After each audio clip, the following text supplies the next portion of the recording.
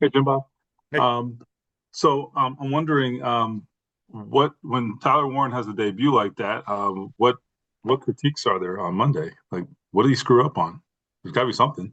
oh, we'll coach him up on all sorts of stuff. We try to notice all the things that we can coach guys to do better. But yeah, he caught some balls and made some nice plays and did some good things in the blocking game. But there's always plenty we can coach all our guys on, and we're always excited to remind them of that. I'm sure they're excited to hear from us. But no, good start for a young tight end coming into the league and getting the ball in his hands early and being able to run with it, which he does a nice job with, and good start for Tyler.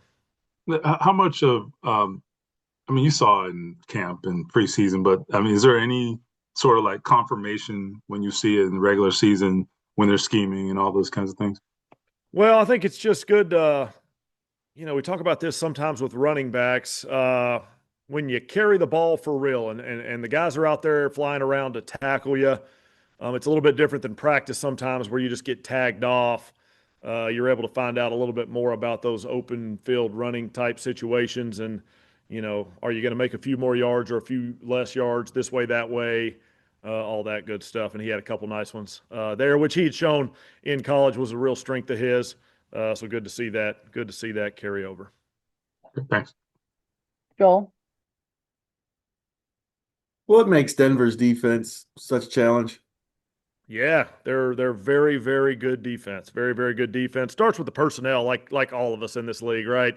When your side of the ball or your unit or your whole team is good, it starts with the players, right? They got really, really good players across the board, all three levels, sort of front guys, linebackers, secondary. Some of those guys are some of the top players in the league, and they're really, really deep with good players. So it starts there. They got good players. They play really hard. Vance has done a really nice job with his scheme over the years of putting his guys in a position to have success, and he looks to do that in different ways with different sort of guys. And obviously, it's a new year from last year, but they're carrying over a lot of the same guys from last year. But I'm sure, got some new tricks up his sleeve. It's a top level defense. It'll be a great challenge for us. We're excited about it. James. Jim Bob, when we talked to Shane, he was saying that Daniels has the liberty and opportunities to check plays and change things. He did that a couple times in the season opener. What is it about a quarterback when you have one that can make you right, even if you might not draw it up that way or call it that way or whatever? How much does that help in offense, and how can you continue to build those puzzle pieces when a guy like that is thinking at that level? Yeah, there's a lot on any weekly basis. There's a lot that goes into a play finding its way onto the game field. It's an idea in one of our heads as a coach that becomes an idea we refine as a staff that we draw up, we teach to the players. Sometimes the players have notes. Sometimes the quarterback will have a note on an initial thought process of a play, and things have changed right there many times over the years. You go run it at practice, you go walk through it. You do all that stuff throughout the whole week. There's a whole lot of time where you take a play and you have a chance to upgrade it or get rid of a weakness in it, or maybe just make it a little more comfortable for that particular quarterback or for any of your guys. We try to do that as we go through our whole game plan each week. But having a quarterback that is really, really locked in on the details of all that stuff and able to sort of have and share his opinion. And obviously with Daniel's played a lot of ball, he's seen a lot of things, and he's aware of problems he might think we need to fix or opportunities he thinks we can go attack. Those are things that happen during the week. And then, when you have smart, heady players, and we're lucky to have a bunch of them at a bunch of different spots, they have ideas on game day too. It might be a certain corners playing a certain technique on a route. It may be something going on with the front with a D-line movement type of situation or whatever. There are discussions had on the sideline where a play can either get changed or a play can get drawn up out of scratch because, shoot, that is a good idea. Let's go do it. We'll figure out how to do it, and then we go do that thing. And the more heady players in this league are always looking for an opportunity to go run a good football play versus a good look. And when they see those opportunities, they communicate them, and we're trying to do our best as a coaching staff to be open to that communication and put them in a good spot to go succeed. Bob. Yeah, Jim Bob, as an offensive coach, what makes Lou Anarumo's defense so challenging, and how often have you guys faced each other previous to this? Yeah, Lou challenges you in a lot of different ways with a lot of different looks and sort of adjustments that can be needed by an offense facing those looks. You're looking at several different fronts. You're looking at several different coverage structures. Those guys are pretty aggressive in both those ways. So, you're not always able to go out and just sort of run your plays and go execute your stuff. You might have a route that isn't very good versus tight press coverage, and here's Lou Anarumo calling tight press coverage. Or there might be a run play you really like versus a certain front, and you did not expect to get a front, and Lou throws that front at you. Those guys are Lou's been very versatile throughout his career attacking offenses. We always talk offensively about attacking the defense. I think Lou has his tricks up his sleeve as well. We faced off a few times, and we all for many years have respected Coach Lou's defense and sort of respected the headaches that he creates. Thanks. JJ. Hey, Jim Bob, the versatility within the weapons in this offense, like how does that allow you and Shane to maybe access certain things based on what the defense is doing from a personnel and scheme standpoint? Yeah, I think it's really good for an offense to have. Obviously, we have 5 eligible, receivers on any given pass play. I think it's really good when all 5 of those guys are real threats, and when they can do different things well. It builds in sort of more overall threats your offense can pose to the defense.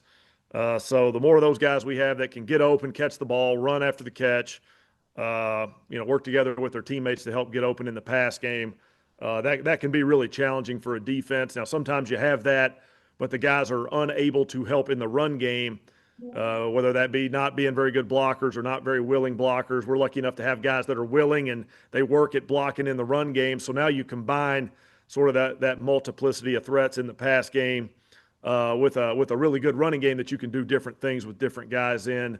Now you really got a shot. And our guys have done a great job of sort of learning our weekly game plans and going out there and executing. And, the good part about having multiple threats is that, the defense has to defend everybody. It's not real easy on the defense. But the hard part sometimes is that the ball does get spread around to different guys. And you got to have really unselfish guys, which we're lucky to have. Our guys have been so team-oriented and unselfish that, they're excited for their teammate when they make a play. And that's been great for our offense. So, like I said, really good start to the season. We all know we got a lot of work ahead of us. It's a long season, but we're excited about our group and looking forward to a good week of work.